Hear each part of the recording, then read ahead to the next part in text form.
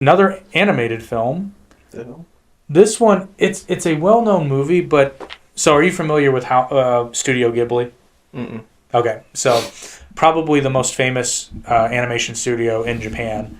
Now, Studio Ghibli is very well known, but this movie, I think it's passed over in lieu of a lot of other Ghibli movies like Spirited Away, Castle in the Sky, those.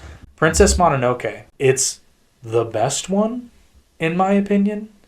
It's a great story. Animation's fucking beautiful. Came out in 1997. I don't remember when it came to the States, but in Japan it came out in 97. Actually knocked off Titanic as the highest grossing film in Japan in 97. So Titanic was number one, and then Princess Mononoke knocked it off. Yeah. That's wild. I understand it. So actually there are books you can buy that are kind of companion pieces that go in depth on like... I read a paper. This is a college paper as to why that movie didn't do... Well, she didn't do well here because anime was still... It was known, but a movie like Princess Mononoke wouldn't have done well. We were still getting used to it. Exactly. It wasn't... This was... It was truly the nerds who were into it. Yes, because this was the period when they stopped lying about where anime came from. They're like, yeah, it's Japanese. Because like when we were kids, they wouldn't tell you it was Japanese. They just called it cartoons. Yeah. Hey, you want to watch cartoons? Yeah, the term anime actually got thrown around a lot. What was Toonami? Actually, Toonami is where I saw the first preview of Princess Mononoke, and I'm like, I gotta watch this. Prince Ashitaka has been attacked by a demon and forced from his ancient homeland. Now he must travel far to the west to discover the cause of this evil. Can he stop the war of man and gods before it destroys the world? Toonami presents Princess Mononoke, Saturday night at 7:30.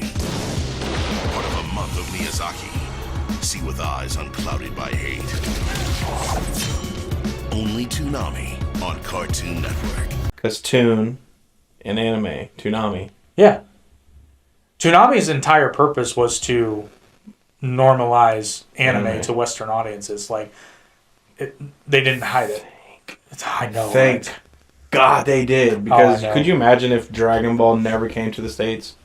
I'm one of those people who I think if it hadn't been for Dragon Ball, Pokemon wouldn't have taken off as much as it did.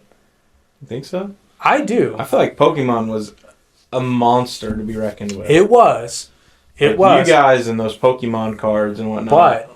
But here's why I say that, though. So, the whole reason Toonami really happened wasn't specifically to bring Dragon Ball back onto the air, but it was a driving force behind the decision because Dragon Ball Z's original run, which some of you guys forget this, you think it originated with Toonami. It did not.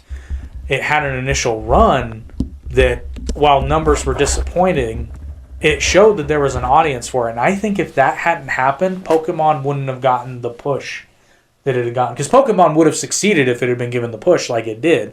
But I think if Dragon Ball didn't attract that audience and show television executives that, no, kids will watch this stuff. I know it looks different, but kids will watch it. I don't know if Pokemon would have gotten the push that it got. I may be wrong, but I don't know. I just remember a lot of kids knowing that damn theme song versus the Dragon Ball theme song. Dragon, rock the dragon, Dragon Ball, sing. Dragon, rock the dragon. Or however the... Yeah, man, they don't do theme songs anymore, and that's a shame. They do in anime. Well, because most intros to TV shows and whatnot, they're like 2 seconds long now. I know, and it sucks. Like, back in the day, you had to have 1 minute of an intro. Well, yeah, it wasn't an actual show. It got you hyped up. Yeah. That was, those were the days. Even the Funimation went, din, din, din, din, din, din, which we were spoiled with Rock the Dragon, but... Yeah, because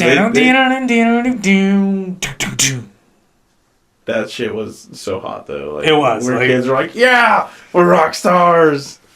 We listen to Korn, and we're too broke to have a strobe light, so we'll just watch the episode of South Park where they play Falling Away From Me. And you're right. Antonia, no! So, yes, Princess Mononoke is very good. Yeah, so you should watch it. It's on HBO Max.